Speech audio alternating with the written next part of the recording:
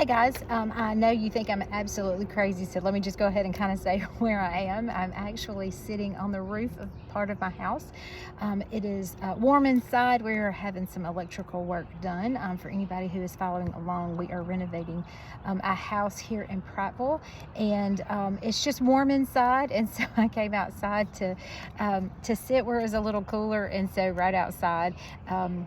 One of our windows upstairs is just a little roof area, and so I'm super safe, but I'm cool outside, and it's been a really long day, and wanted to come and talk with you about some things.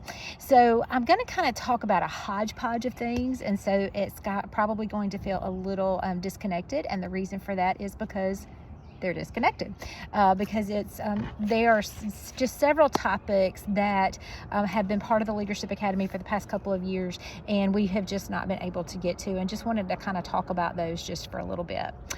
One is no matter what you're doing and where you are, you're always teaching. No matter what position you're in, when you're in education, you're always teaching. Sometimes that's the right thing, sometimes that's the wrong thing, and sometimes it's a combination of both. But I have always tried to keep in mind that no matter what I was doing, I was teaching in some capacity or another. And that has allowed me to have some reflection on some things that I have not done so well. And just like when you are teaching a group of students and a lesson doesn't go really well, you try to improve upon that. And so just know that the same is true in administration as well. So no matter what you're doing, you're always teaching. Another thing is to build a happy wall, and this may sound a little strange, but I think it is super important. Even in my current capacity, I have an area of my office where I keep some mementos of things that are special to me, and if somebody came into my office and said, hey, what are all these things, they probably wouldn't think much of them. You know the kinds of things that I'm talking about. A rock a child gave you. I actually have, Miss Miser, I have a little piece of origami that is still in my collection, and just a variety of different things. A coin I received for some training that I did at Maxwell, just several note cards and post-it notes and some things from students and teachers and parents throughout the years. And the reason that I think this is important, no matter how you have yours set up, whether it's in a Smile file folder, whether it's on a wall and you have some things taped to it, I think this is super important because in our line of work, there are tough days. There are. Sometimes there are tough weeks, and when they mount up, it is great to have a place that you can go and say, hey, I'm doing okay. So I want to encourage you to have some type of system, whether it's a box or a wall or a folder, or a tray on your desk, or somewhere where you can keep some mementos, whatever that looks like for you. But be intentional about that and add those things in, because on those really hard days, you need them. You do.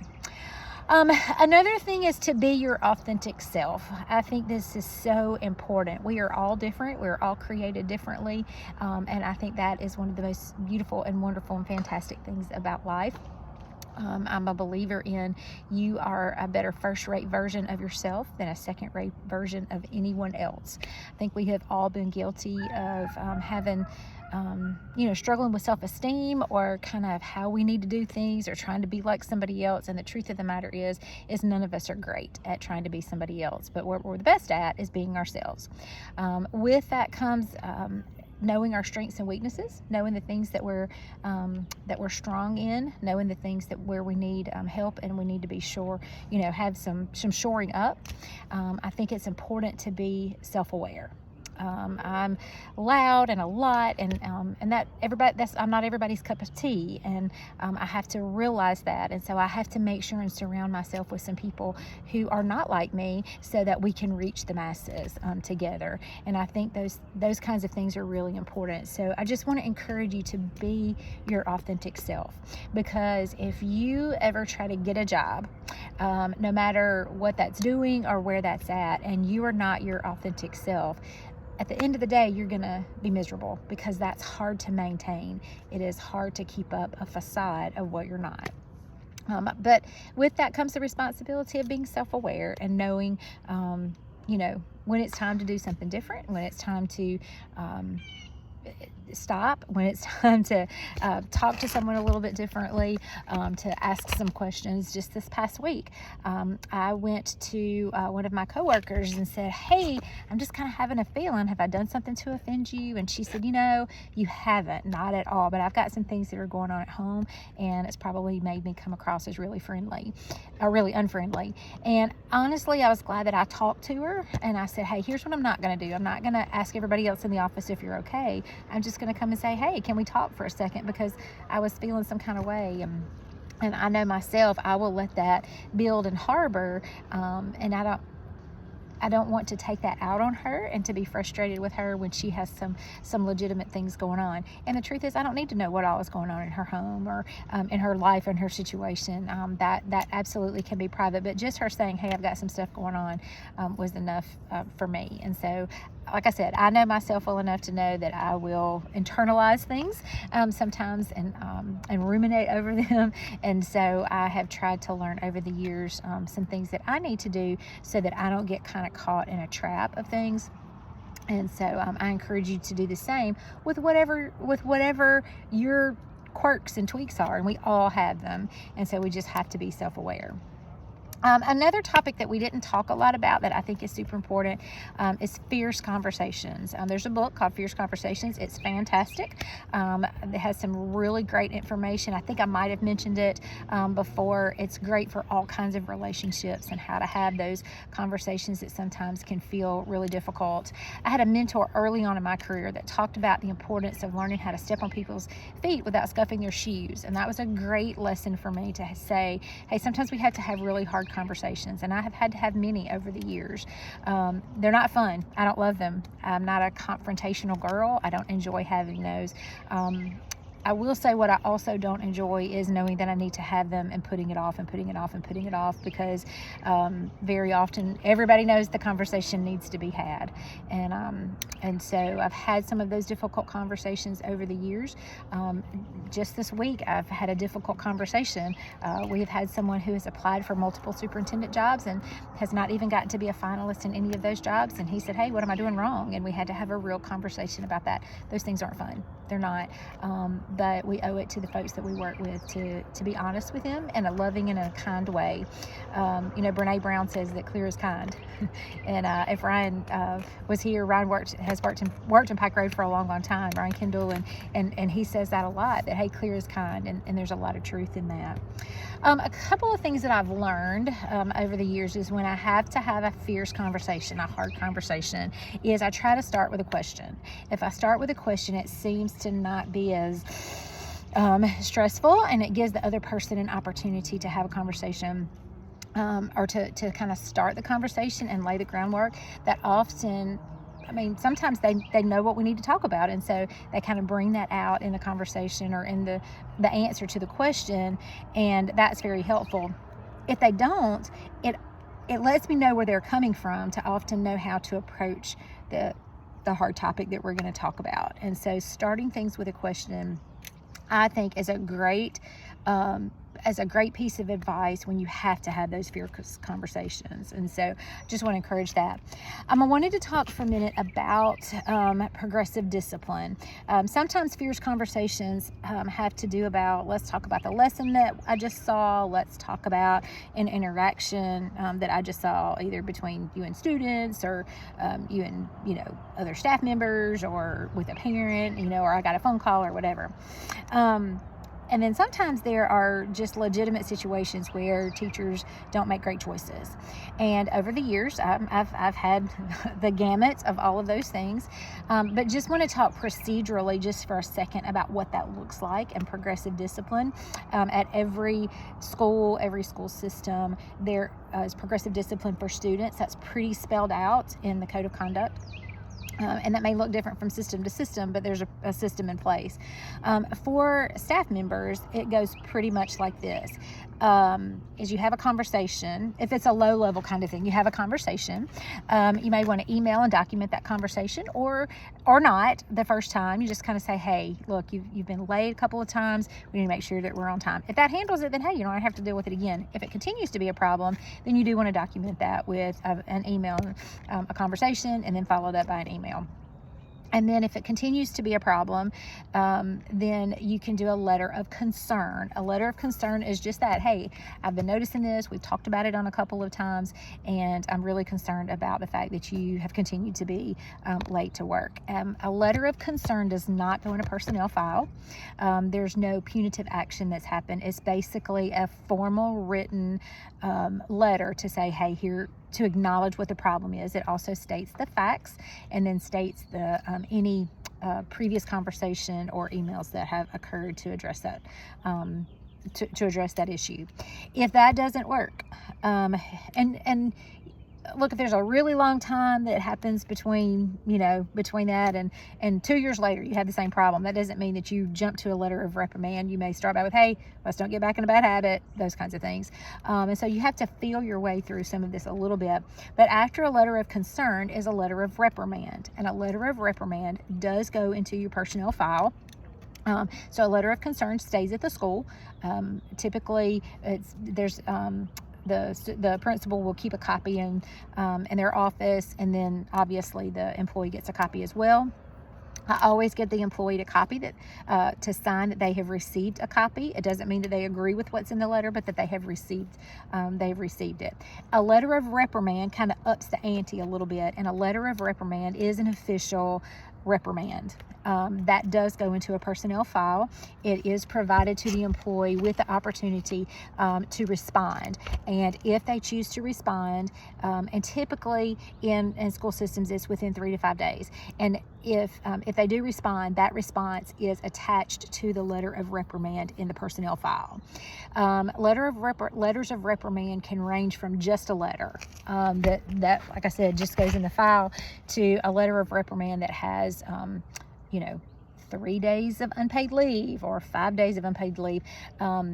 Anything up to 20 days can be done without board approval. Anything over 20 days has to be with board approval. But you wouldn't ever do any days without pay just at the school level. You would want to make sure that goes through somebody at the central office. But that's kind of how that works. If it continues to be a problem, then you do have the central office involved, and things can go further. Now, if it is an egregious behavior, obviously do not stop, do not pass go, do not collect $200.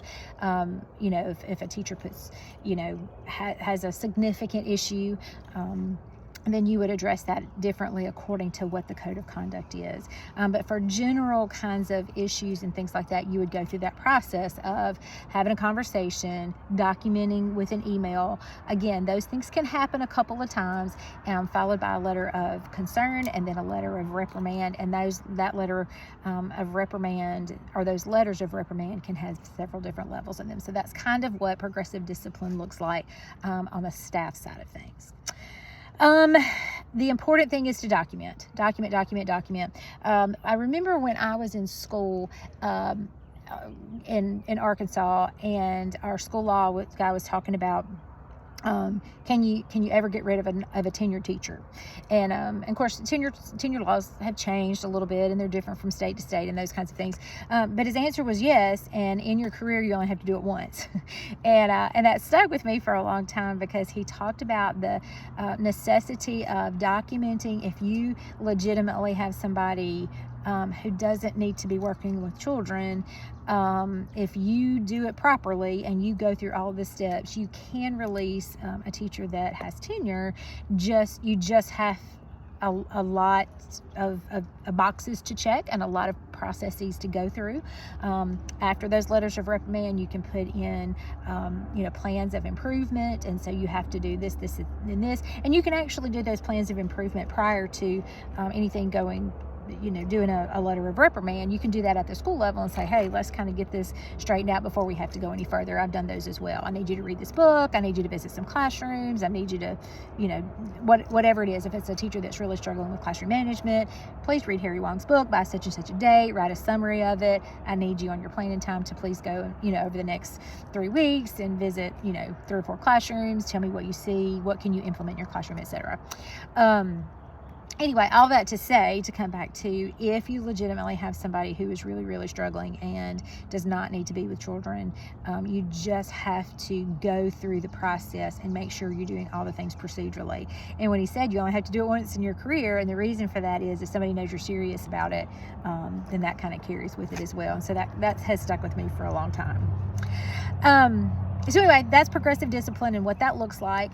To reduce the amount of letters that you have to write as an administrator, it's important to have some of those fierce conversations. Those are not fun, they're not great, but to say, hey, here's the expectation, here's the level, here's what I need you to do. Sometimes that means changing grade levels, going to do something different, and very often those things are because the administrators at the school see a bigger picture than what each individual teacher sees as well.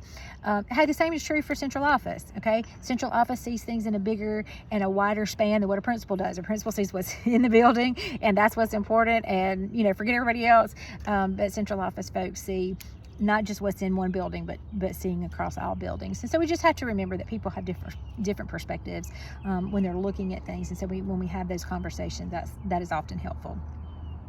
So I want to talk about, I'm going to switch gears and talk a little bit about hiring or recruiting and hiring and training and retaining. So that's kind of the mantra of personnel and human resources. So when do you recruit? You're always recruiting. Always, always, always. Every time you talk about your school, every time you talk about your job, you're recruiting. Whoever's listening to you, you are always recruiting. You're either recruiting for people to come to your school, or you're recruiting for people to leave your school or to stay away and to go somewhere else. So know that you're always recruiting for your school. Second is to hire well. I will say this is probably the thing that was one of the most important things to me, was to hire the right people, because if you hire the right people for your school, they just take care of so many things. And sometimes that means making really, really hard decisions. Sometimes it means not hiring your friends. Sometimes it means not hiring people that are relatives of really close friends, and those times are so hard. They really, really are. But as an administrator of a school, you know your makeup, you know your climate, you know what you need, and so you have to hire well, because when you hire well, things run much smoother than if you don't. And then the next thing is ongoing training. We're always learning, we're always growing. I did a training with the school board actually on Friday. I was trying to think when it was, in Birmingham, and one of the questions is, there's some research out there, it was really neat, and it says, if you're going to spend $500 on each teacher at your school, what will you see the best results from? So it talked about class size reduction, it talked about like a bonus, and there was something else, I forget, but research is very clear that the best use of $500 for each teacher is to help them to learn more, because when they learn more, or to help them advance their knowledge or their degree, or their courses, however that looks, when teachers learn more about their content, and they become stronger teachers, they feel better about themselves, they feel better about each other, and everything that they do becomes stronger and helps the school become stronger. It's some really neat research, though. It really is. So professional development, and I will say, if I were to go back to being a principal right now, I would do a better job of professional development. I had some high moments and I had some kind of times, but I would focus more on that, because I've seen more about what the research says about how important it is for us to all continue to learn and to grow together. And then retaining. So, you hear a lot about teacher retention. Teacher retention is low, principal retention is lower, superintendent retention is terrible. You hear those things. And so what very often happens is that's where everybody starts, is talking about retention. And so here's a signing bonus, and look, all those things are great. I wish there were signing bonuses now. That would be fantastic. In everybody's job, right? But very often the problem with that is you're starting at the very end. You're not starting with what can really make a difference. You're kind of putting a Band-Aid on the situation. And so we do want to retain our folks, but the best way to retain folks is to always be recruiting, and to make sure that what we're saying and how we are portraying our school and our career and our profession is important. And we also retain folks by hiring well. And we recruit and we retain people by continuously training them to become better and better and better. You know, I've worked with a lot of people over the years who they're scared to work with smart people. How's that? I think it's important to hire people who are smarter than me, who know more than I do, because iron sharpens iron. And if I hire smarter people, they are going to do great things, and I can watch them shine. And then my job becomes to encourage them and to keep them there, to keep them, and when I say keep them happy, that doesn't mean they get everything they want, but to keep them in a place of wanting to stay there. My role shifts into trying to teach them how to be a teacher, and to trying to keep them maintained and keep them there. It's just like with students, you either are proactive or reactive. You know, it's the exact same thing. How you handle classroom management is either on the proactive side, and I'm going to put some things in place, and, you know, I'm going to handle my business, and I'm going to establish some guidelines, and establish some general routines so that students know what to expect. Or I'm going to spend my time reacting to things when things don't go as I planned in my head. So it's the exact same with hiring, or with recruiting and hiring and training and retaining. So just remember those 4 words that we're always recruiting. Okay. We want to hire well. We want to have ongoing training, so we're trained ongoing. And if we do all of those things well, then we will do a much better job of retaining our teachers. Okay. Another thing is, again, switching gears, so just pivot a little, is situational awareness. I can't stress enough, don't panic, don't panic, don't panic, don't panic. I know I have mentioned this before. I'll say it a couple of more times. When things get hairy, and sometimes they will, and I've had all kinds of things that have happened, you know, quick things that have happened, things that have built up over time. We've done TikTok challenges. I've had a gun in the school. We've had a drug bust in the school. I've had my parents that have been trespassed, all the things that we hear about. But number one thing, don't panic. And I'll tell you when I learned this. It was pretty early on.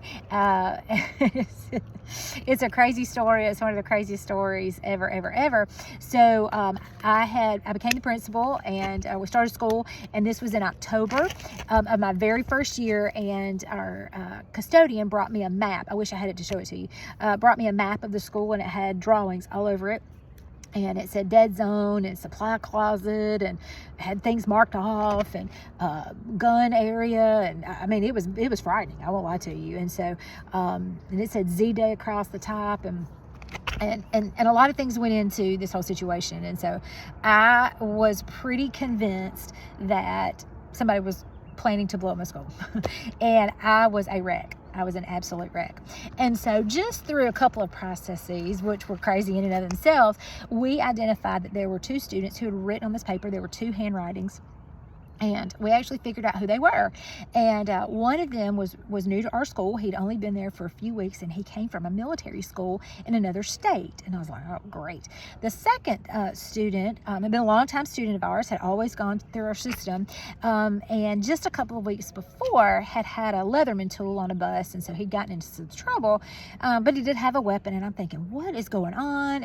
And realized that those 2 had become friends. And so we had this whole thing, and so I immediately called my supervisors and said, hey, we've got a problem. And so they alerted our resource officer, who alerted the SWAT team. And so it became this whole thing. And I'm laughing now, but I need to tell you guys, I was a wreck.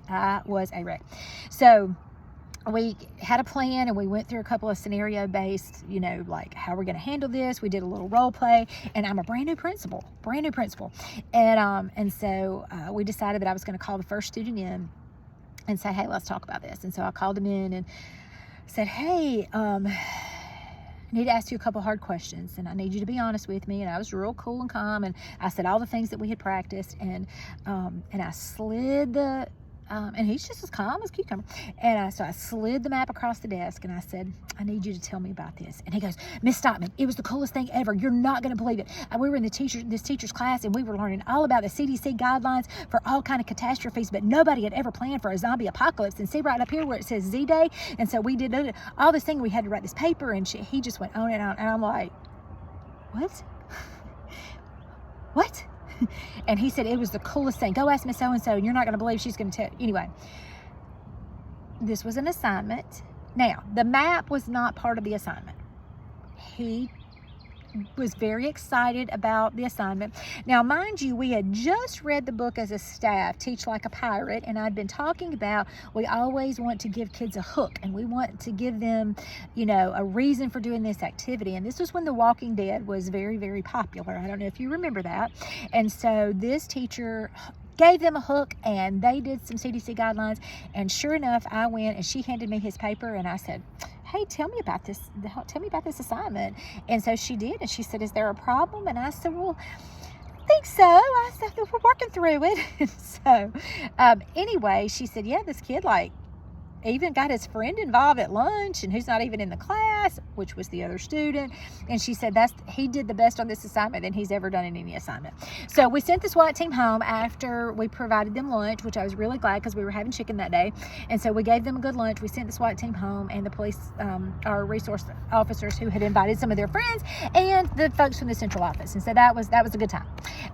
But that's really when I learned, don't panic, because ask the questions, figure out what's going on, and then you can make a decision. Now, always be prepared because you never know what the answer is going to be, okay? Because I also had a kid who I said, hey, what's going on? Do you know why you're in my office? And he said, probably because I have a Bud Light in my tuba case. And I said, yes, that's probably why you're in here. And we've got to handle that because you cannot have alcohol on campus.